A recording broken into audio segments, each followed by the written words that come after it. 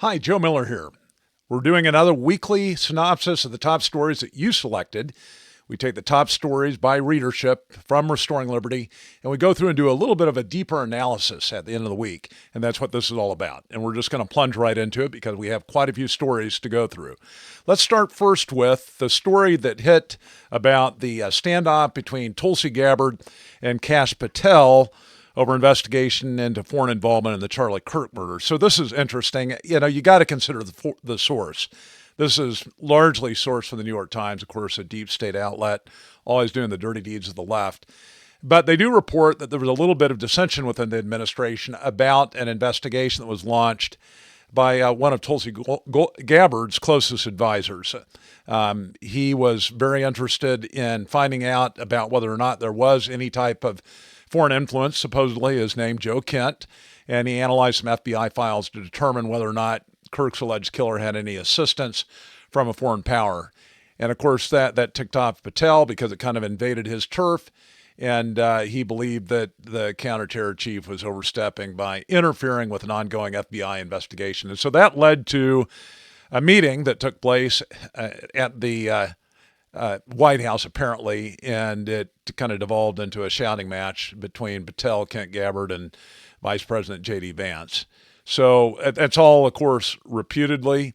I don't know what's going to come of it. I mean, obviously, there needs to be a thorough investigation into the Kirk shooting, and we're going to talk more about that later. We have another story coming up that talks a little bit about the alleged trans lover of the alleged shooter and some quirks about that. We'll get to it here in just a minute, but it just doesn't all add up about the official narrative that we're getting about the Kirk murder, and so I understand the need that some believe that they have to go after more information.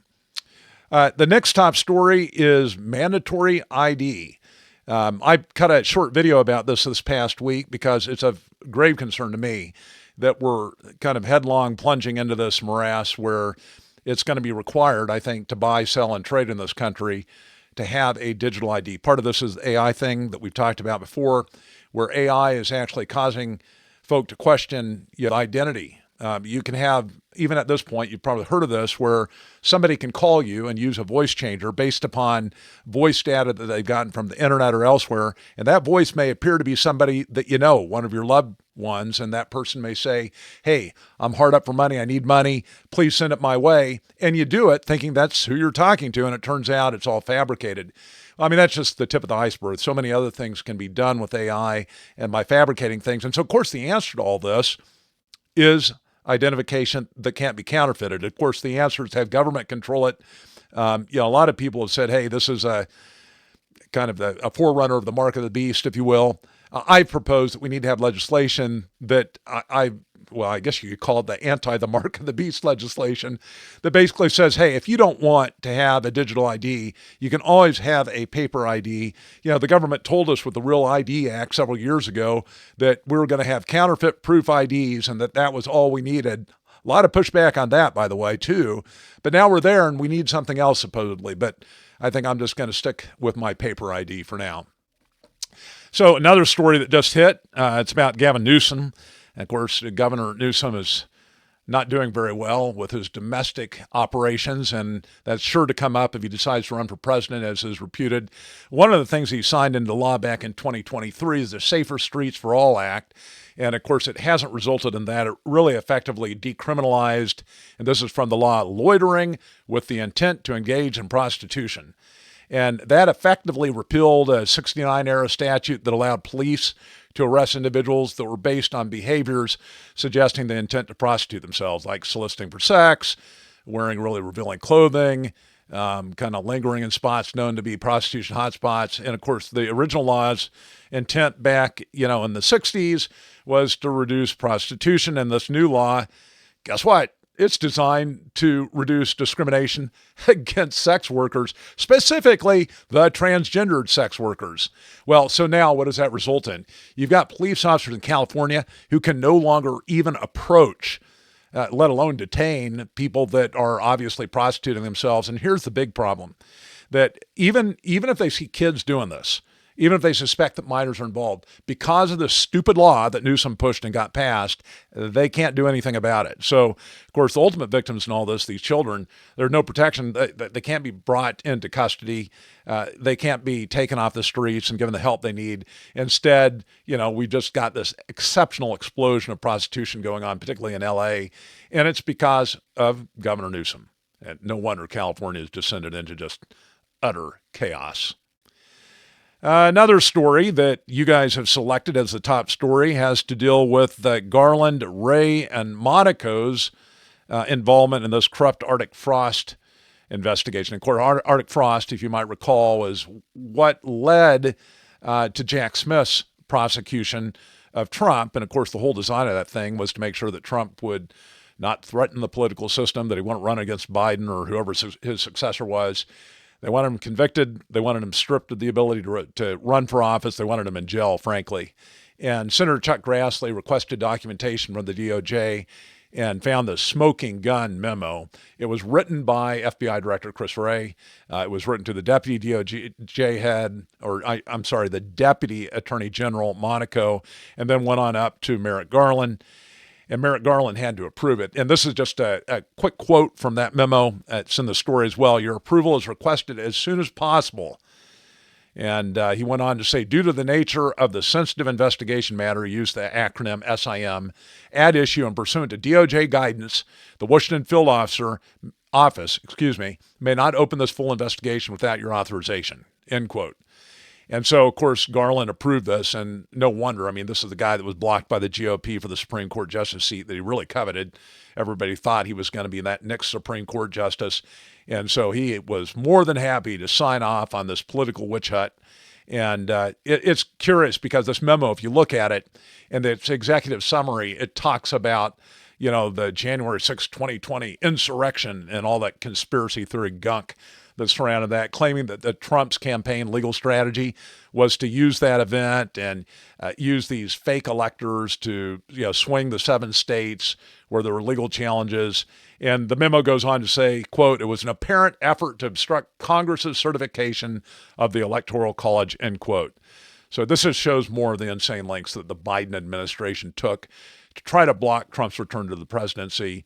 The problem, of course, is now what is this the catalyst to? It's just more of the same in the next administration or the next administration after that to pay back, any of their challengers using the system that we have in ways that it was not intended. Another story dovetails with what we talked about last week, and that is this whole UFO phenomena. There's now a tracker that is, I guess, published this resource that reveals where all of these underwater UFO sightings have hit. And of course, that's getting lots of press attention. I just encourage you to understand that the agenda behind this is, I think, pretty clear in my mind, or at least the fact that there is an agenda. We may talk about that agenda later. But anytime that you've got the press in unison pumping out a story, taking a 180 on something that, 10 years ago, they took the opposite stance on, and now every major outlet is saying the same thing. You got to ask what's up. And we're going to talk more also about that interstellar object, because we have another story about that, update on what's going on with that, and kind of the mainstream media's use of that object to also kind of play into this alien mindset that they want all of us to adopt. Okay, I promised you we talk a little bit about the Charlie Kirk shooting, and specifically what we want to focus on is this next story, and that is Lance Twiggs' disappearance. Lance Twiggs is the alleged trans lover of the alleged shooter of Charlie Kirk. This guy disappeared, and suddenly. I mean, he was there for just a day, showed up a little bit. Somebody took some video of him right after the shooting, and now he's just gone. The FBI says that at least he initially cooperated with them, but he was, living in that townhouse, the townhouse that he I guess supposedly, and you got to take this, you can't really take it at face value. It's what we're being told. Supposedly a townhouse they shared with Tyler Robinson he's no longer at. Now, neighbors have said that there piled up mail there. They've not seen him. Apparently his car that he was driving is at his parents' house, but that kind of looks like a dead zone too. Nobody there. Maybe he went into witness protection. Who knows? But right now, there's no evidence as to where he's at. The government hasn't told us anything about it. You add to this all the quirks related to the Charlie Kirk murder, those stupid, unusual text exchanges that are just insane. This idea that, Tyler Robinson would have gone out right after the shooting or in the process of leaving where the shooting occurred and text his trans lover exactly what happened. I mean, this is a 4.0 guy, right? This is not a dummy. This is somebody that would know that his text messages obviously would be proof of what he did. It just does. None of the stuff makes sense.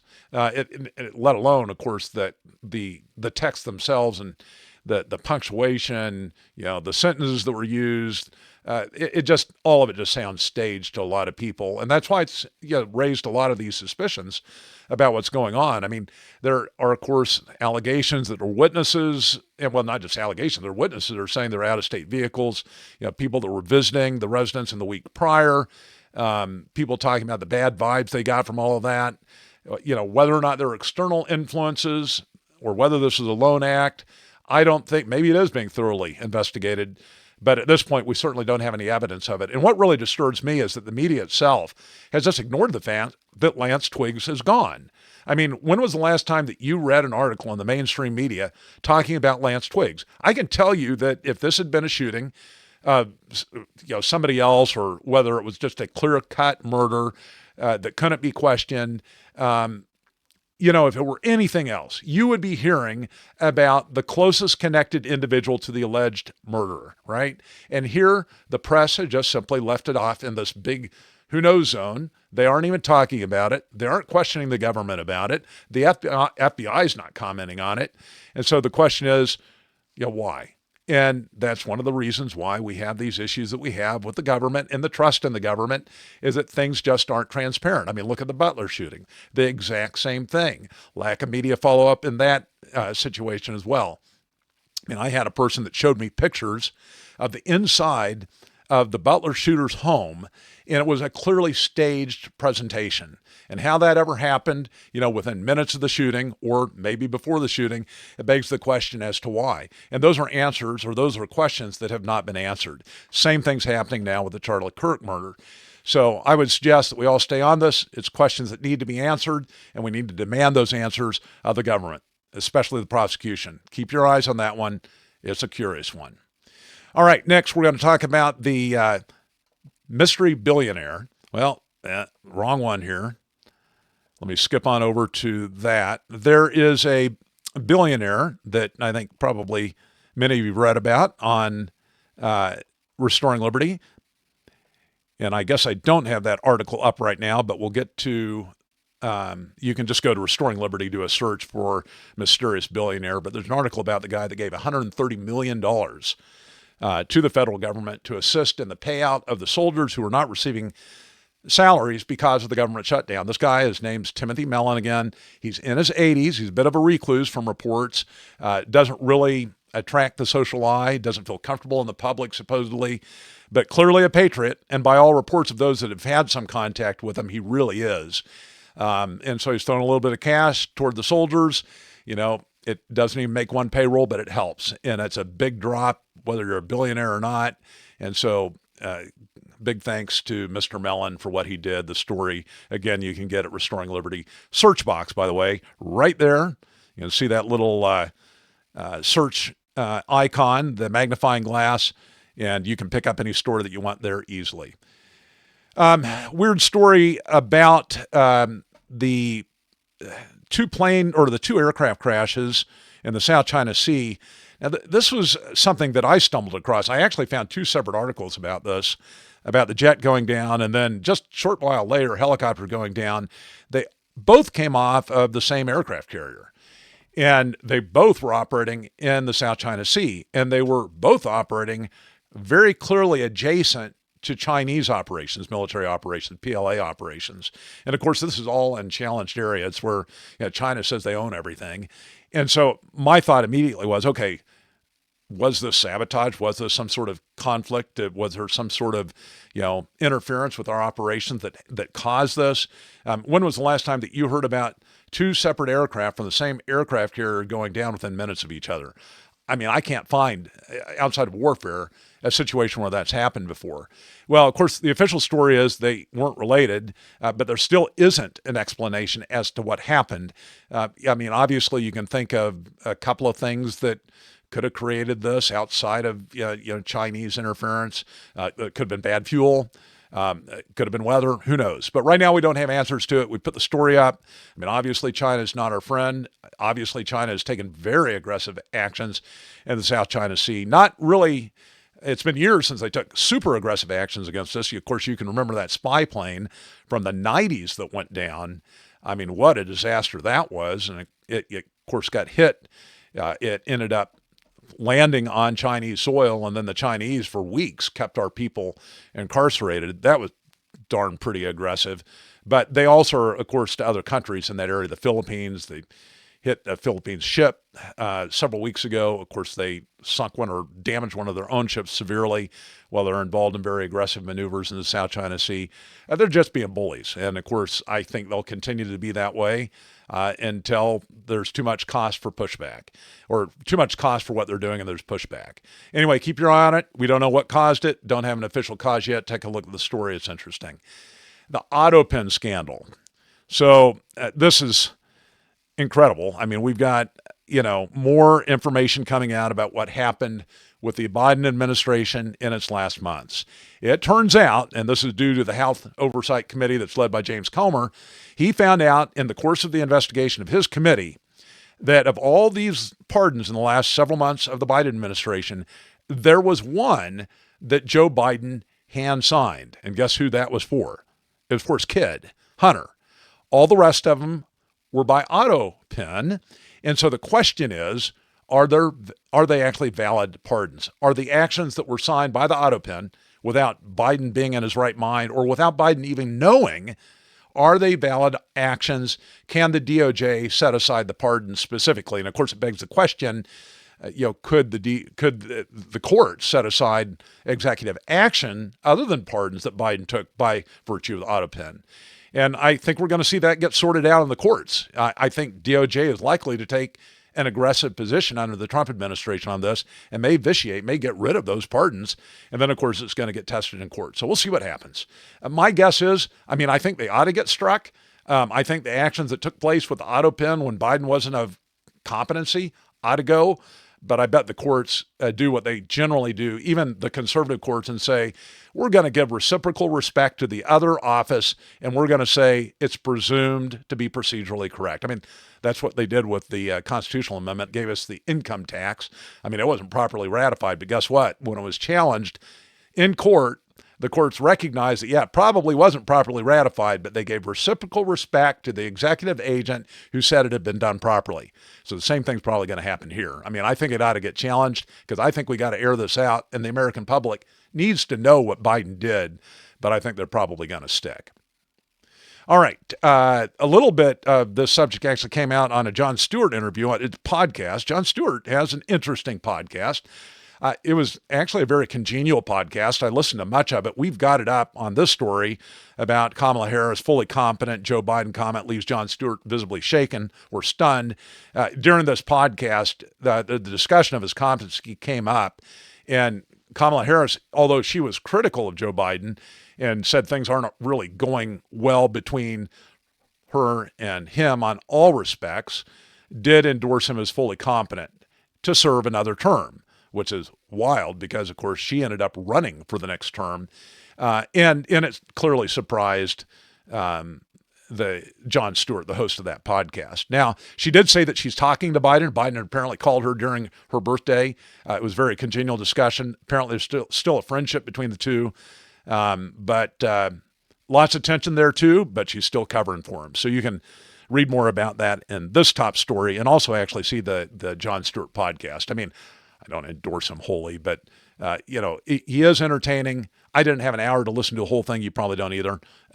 It's probably worth listening to a bit, especially the comment that she made about Biden being competent and watching Stewart's reaction to that.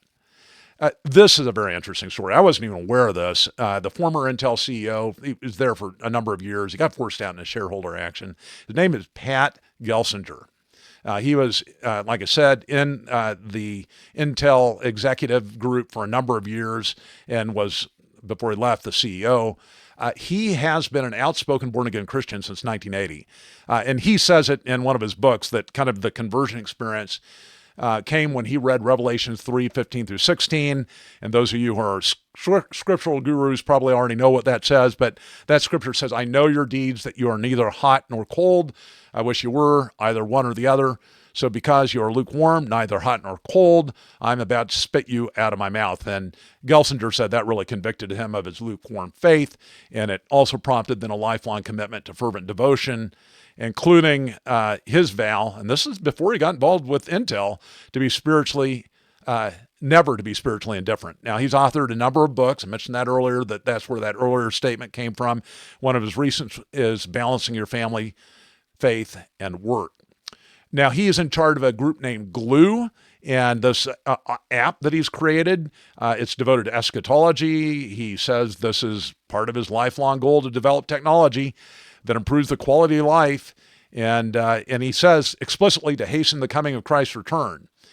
Now, the story that we've got up at Restoring Liberty doesn't go in this much depth. It's interesting because, the mainstream media is like saying, he's through AI going to bring about Christ's return. Well, that's not really exactly what he's saying. What he's saying is he wants to more effectively enable global evangelism. And, of course, Christ says, that his word will be preached to all the earth before his coming. And so Mr. Gelsinger sees this app that he's developing to be very useful. And in fact, he kind of parallels that to Jesus' ministry being facilitated by Roman roads. So an interesting perspective. I'll probably check that app out. Check out the article, see what you think. And we're about ready to wrap this up. If you want to bear with me just a little bit more, we have another story about Thomas Massie, my friend from the good state of Kentucky, and the attacks that he is undertaking. J.D. Vance has now joined the fray, and there's a clip in this article, by the way, and let me see if I can bring it down here so you can look at it. It's an X post, and there J.D. Vance basically makes his case as to why J.D. Vance is joining the crusade against Thomas Massie. And he says it's because, and this is just a quote out of the video, we can never count on him for some of the most difficult votes. And he goes on and says, I wish that weren't the case. I say that as somebody who's known Thomas well before I got into politics, but politics is politics. So basically the attack is look, if you're going to be in Congress, you got to act politically. And, if you don't, then we're going to attack you because we need the votes when we need the votes. This is what we said in response. This is one of our original pieces that we put up last week. We said, but that criticism misunderstands what America First was supposed to mean. The slogan wasn't about blind loyalty to party leadership or corporate donors. It was about defending American sovereignty, fighting corruption, rejecting endless wars, and protecting the rights and livelihoods of ordinary citizens. And on those fronts, Massie has delivered time and again.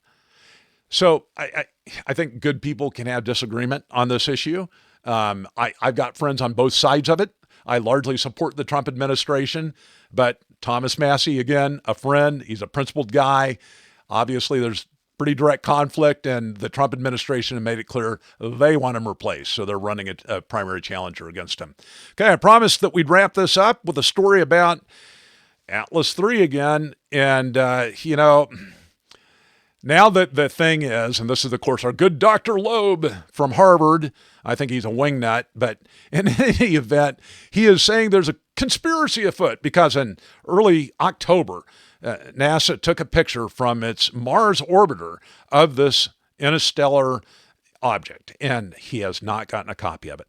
And specifically what he claims is he emailed NASA, and NASA didn't get back to him. And so therefore, conspiracy. I think what the good Dr. Loeb forgot is that the government was shut down. So maybe that's part of the reason why he's not getting a response. But in any event, I think this hysteria is going to leave us here soon. I mean, still the interstellar object has a little bit of time to pass, by Earth and pass on through the solar system. But Once it does, all the hype will be gone, and we'll chalk this up to another unique object that's come through that now, with the dozens and dozens and dozens of space telescopes and everything else we have, we're probably going to see more of in the future. And hopefully we do identify the ones that matter, like the ones that could crash into Earth. That's my hope. I mean, that's what really needs to happen.